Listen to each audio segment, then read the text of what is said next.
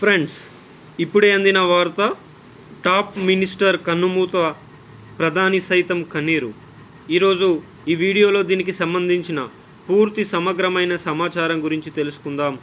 ఎవరైనా మొట్టమొదటిసారిగా మన ఛానల్ని చూస్తున్నట్లయితే చూసిన వెంటనే లైక్ చేయండి, అదేవిధంగా షేర్ చేయండి, అదేవిధంగా సబ్స్క్రైబ్ చేసుకొని బెల్ ఐకాన్ ఆన్లో పెట్టడం వల్ల ప్రభుత్వం నుంచి వచ్చే ముఖ్యమైన సమాచారం నోటిఫికేషన్ రూపంలో రావడం జరుగుతుంది.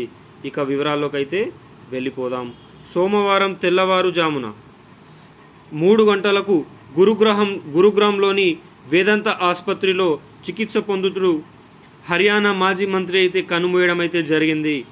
సత్పాల్ సంఘ్ గత కొంతకాలంగా అనారోగ్య పరిస్థితుల దృష్ట్యా ఆసుపత్రిలో చికిత్స పొందుతున్నారు.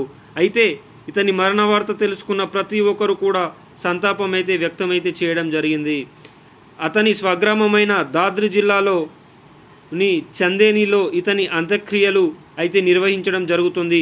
అయితే ఇతని మరణ వార్త తెలుసుకున్న ఆ రాష్ట్ర ముఖ్యమంత్రి తీవ్ర దిగ్భ్రాంతిని వ్యక్తం చేశారు. అదేవిధంగా భారతదేశ ప్రధానమంత్రి కూడా ఇతని మరణ వార్త పట్ల స్పందించడం అయితే జరిగింది. ఇతని ఆత్మకు శాంతి చేకూరాలని మనకు ప్రతి ఒక్కరు కూడా కోరుకుంటున్నారు.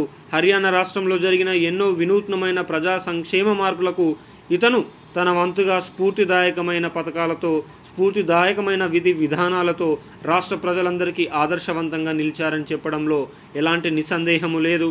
అయితే ఇతని అంత్యక్రియలకు భారీగా ప్రజలు కదిలి వస్తారన్న నేపథ్యంలో ప్రభుత్వ లాంఛనాలతో ఇతని యొక్క అంత్యక్రియలను కొనసాగించాలని ప్రభుత్వం ఆలోచిస్తూ ఉంది.